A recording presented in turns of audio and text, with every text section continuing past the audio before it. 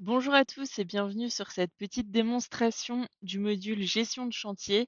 Je vais essayer de vous montrer rapidement tout ce qu'il y a à savoir pour pouvoir démarrer facilement l'utilisation du module gestion de chantier.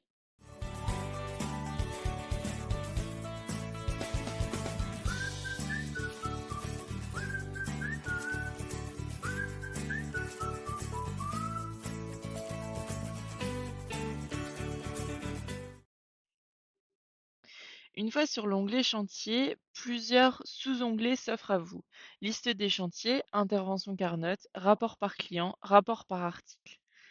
La liste des chantiers contient tous les chantiers que vous avez créés, qu'ils soient à faire, terminés, facturés, peu importe.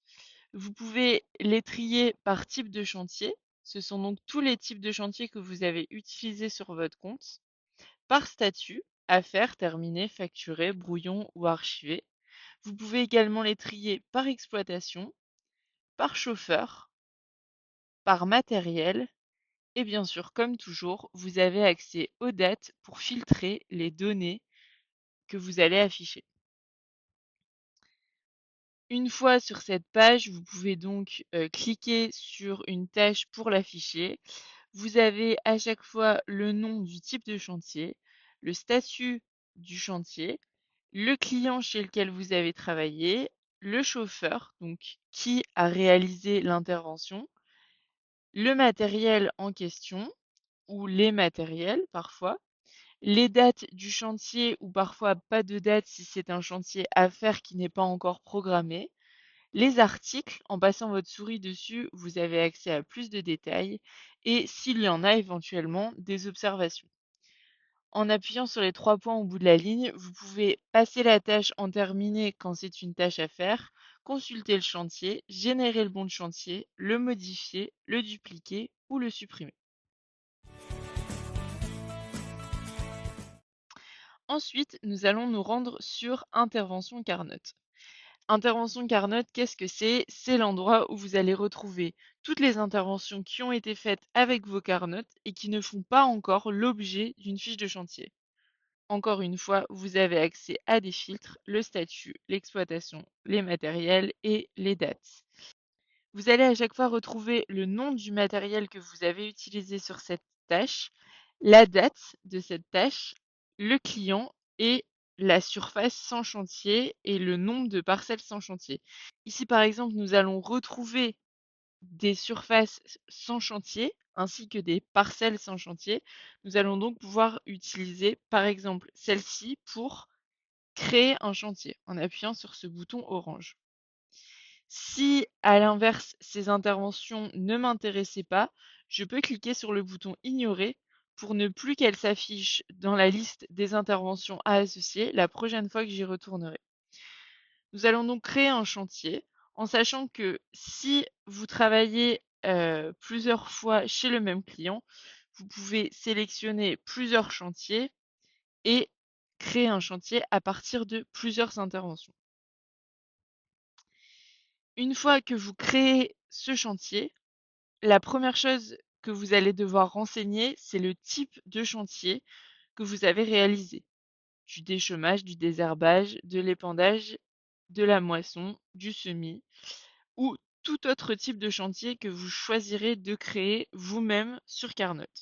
Ici, nous vous donnons quelques modèles de type de chantier que vous pouvez créer, mais vous pouvez cliquer sur Créer sans modèle pour pouvoir entrer le type de chantier que vous souhaitez. Par exemple, nous allons créer du semis. Nous allons ici faire une petite aparté sur la différence entre articles et caractéristiques.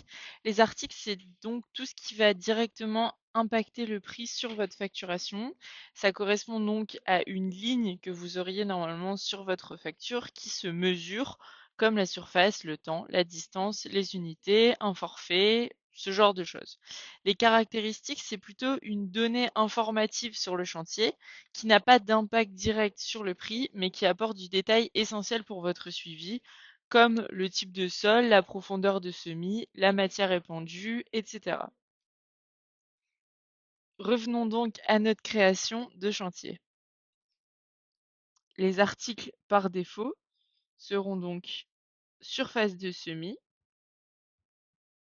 et les caractéristiques du chantier sont libres, vous pouvez en mettre autant que vous voulez et vous pouvez vraiment créer toutes les caractéristiques que vous voulez. Ici, je vais par exemple créer profondeur de semis. Je vais pas choisir de mettre une liste de choix, mais plutôt un pavé numérique. Et je vais rendre cette caractéristique obligatoire. Si je veux, je peux créer une deuxième caractéristique. Sinon, je clique sur la petite croix rouge et je peux ajouter d'autres articles si nécessaire. Je peux par exemple ajouter un forfait longue distance. Une fois mon type de chantier créé, avec son nom, les articles qu'il contient, ainsi que là ou les caractéristiques, je vais cliquer sur enregistrer. Je suis donc en train de créer un chantier de semis. Je valide. Mon client est la SARL du bus. Les dates sont les dates qui ont été enregistrées par Carnot. Le matériel, c'est le déchômeur Steph. Je peux évidemment en ajouter d'autres si nécessaire. Les opérateurs, je vais écrire que c'est moi qui ai fait le chantier. La culture, c'est optionnel. La description, pareil, vous pouvez ajouter des informations si vous le souhaitez, mais ce n'est pas obligatoire. Ensuite, ici, j'arrive sur la section articles. Je vais donc rajouter un forfait longue distance parce que mon client est loin de chez moi. Et en termes de surface de semis, je vais utiliser la mesure relevée par Carnot.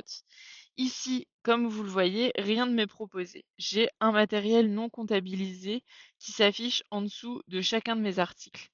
Dans ce cas, je vais cliquer sur la petite roue crantée et je vais dire que pour l'article surface de semis, la donnée Carnot à utiliser est bien la surface totale et le matériel concerné est le déchômeur Steph. Voilà, par exemple ici, je vais pouvoir mettre un forfait longue distance et la surface de semis. Je vais utiliser la surface relevée par Carnot, à savoir 23 hectares et demi. La profondeur de semis, je vais mettre 10. Ensuite, pour chaque parcelle, si je le souhaite, je peux renseigner la surface de semis à la parcelle. Donc, je peux utiliser la valeur Carnot qui s'affiche ici. Si je ne suis pas d'accord avec la valeur Carnot et que je veux par exemple utiliser la surface de la parcelle, je peux cliquer sur la surface de la parcelle et elle s'affichera de la même façon dans le petit encart. Moi, je décide plutôt de me baser sur la surface Carnot. Ici, j'ai rempli un par un parce que j'étais en train de vérifier en même temps ce que j'avais fait. Mais si je voulais tout remplir d'un coup, je peux cliquer sur remplir avec les données Carnot et ainsi tout s'affichera en même temps. Au niveau du forfait longue distance, je choisis de ne rien entrer à la parcelle car pour moi, c'est un forfait qui est répercuté sur l'intervention complète. Je laisse donc les cases vides et enfin, je valide mon chantier. Ici, j'ai utilisé deux interventions, une qui était déjà attribuée à la SARL du bus, ainsi qu'une qui contenait des parcelles anonymes. L'application Carnot va donc me demander si je souhaite créer ces parcelles au nom de la SARL du bus ou si je souhaite les garder anonymes et qu'on me repose la même question la prochaine fois que je créerai un chantier ou que j'irai sur cette parcelle.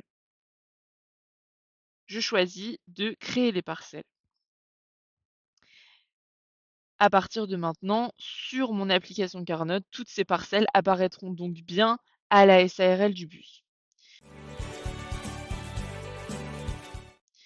Comme vous le voyez, mon chantier est maintenant en terminé.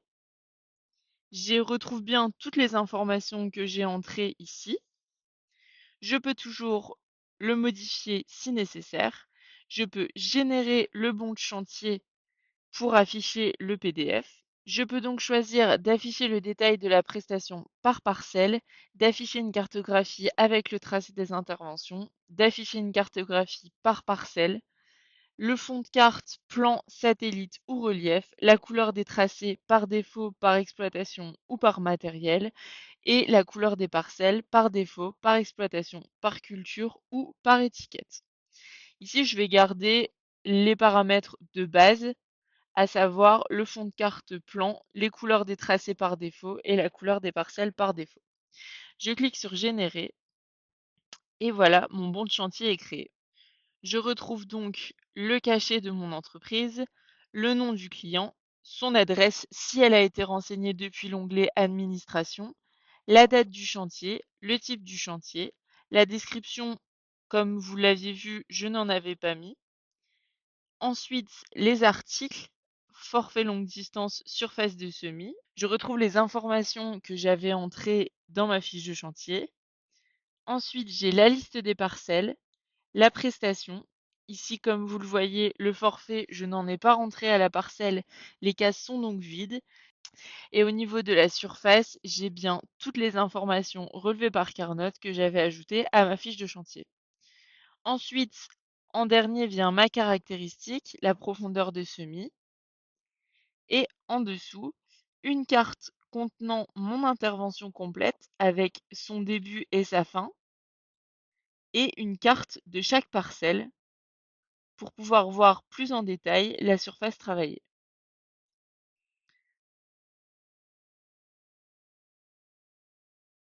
Je peux, si je le souhaite, enregistrer directement ce PDF ou l'imprimer. Ensuite, je peux décider d'envoyer le bon de chantier par mail directement à mon client. Ici, par exemple, je n'avais pas entré d'email de facturation, je peux donc le faire maintenant. Sinon, elle pouvait être entrée en amont depuis l'onglet Administration. Au niveau des options d'envoi, ce sont les mêmes que sur le bouton Générer le bon de chantier. Vous pouvez donc choisir toutes les caractéristiques que vous souhaitez et cliquer sur Envoyer. Voilà pour la création des chantiers depuis la liste des interventions Carnot. Vous pouvez également créer un nouveau chantier, soit un chantier à faire si vous souhaitez donner un ordre de mission à vos chauffeurs, soit un chantier terminé si vous souhaitez créer un chantier sans passer par l'intervention Carnot. Ici, nous allons par exemple créer un chantier à faire. Je vais changer de type de chantier. Cette fois, je vais mettre de la moisson. Je valide. Je choisis le client chez qui je demande à mon chauffeur d'aller travailler. Le matériel, je peux le renseigner si je veux. Je peux également le laisser pour soit le chauffeur, soit pour moi quand je validerai la fiche de chantier et que je la facturerai à la fin. Au niveau des opérateurs, je peux ne pas en mettre, ce qui fait que chaque chauffeur qui se connectera sur l'application Carnot aura accès à tous les chantiers à faire sans qu'ils soient filtrés. Sinon, si je décide par exemple d'attribuer ce chantier à Laura, il n'y a que Laura qui verra cette tâche à faire dans son application Carnot. La culture, c'est toujours facultatif, la description également. Pour les articles, je vais ici choisir la surface. Ensuite, les caractéristiques, nombre de bennes, culture et largeur de coupe font partie de mon type de chantier moisson. Elles sont donc ajoutées par défaut. Et concernant les parcelles, je vais ajouter les parcelles à travailler pour que mes chauffeurs sachent dans quelle parcelle ils doivent aller. Sachez que ces parcelles sont filtrées en fonction du client chez qui vous avez décidé de travailler. De mon côté, j'avais choisi ferme de Ratec. Il y aura donc uniquement les parcelles de la ferme de Ratec qui vont s'afficher. Vous pouvez également filtrer par culture, par surface ou par étiquette. Vous pouvez aussi entrer le nom d'une parcelle directement dans la barre de recherche. Ici, je vais choisir mes deux parcelles ainsi que celle-ci. Je valide. Je vais valider le chantier. Une fois que Laura va se connecter sur son application, elle va donc avoir une tâche à faire de la moisson à la ferme de Ratek. Elle va donc pouvoir cliquer dessus pour afficher les détails. Le nom du client, eh bien sûr, l'opérateur, ça sera elle. Et elle a ensuite la liste des parcelles à effectuer. Elle va donc pouvoir cliquer sur modifier le statut et terminer la tâche. Une fois qu'elle a cliqué sur passer en terminé, elle arrive sur l'édition de la tâche. Deux possibilités s'offrent donc à elle, soit ajouter des interventions Carnot et choisir l'intervention qui correspond à cette fiche de chantier pour la compléter automatiquement, soit elle va pouvoir entrer elle-même les informations. Elle va donc pouvoir écrire à quelle date elle a travaillé. Imaginons que c'est le 14 janvier, le matériel qu'elle a utilisé, la culture si nécessaire, ainsi qu'une description. Elle va pouvoir entrer le nombre de bennes réalisées sur ce chantier, la culture de l'orge, la largeur de coupe 9 mètres et ensuite la surface moissonnée par parcelle. Ici, on va dire qu'elle a travaillé toutes les parcelles en entier. On va donc pouvoir ajouter les surfaces des parcelles. La surface réalisée est donc de 20 hectares 07. Ici, la fiche de chantier est donc complétée. Elle peut être enregistrée telle quelle pour valider le chantier ou être enregistrée en brouillon si on souhaite ajouter des informations dessus à l'avenir. Ici, on va dire que les informations nécessaires sont remplies, on va donc valider le chantier. Nous avons donc une tâche terminée qui est créée. Vous avez la possibilité de faire exactement le même process pour un chantier terminé, c'est-à-dire que ce sont les mêmes questions qui vont vous être posées, mais il faudra tout remplir pour créer un chantier terminé.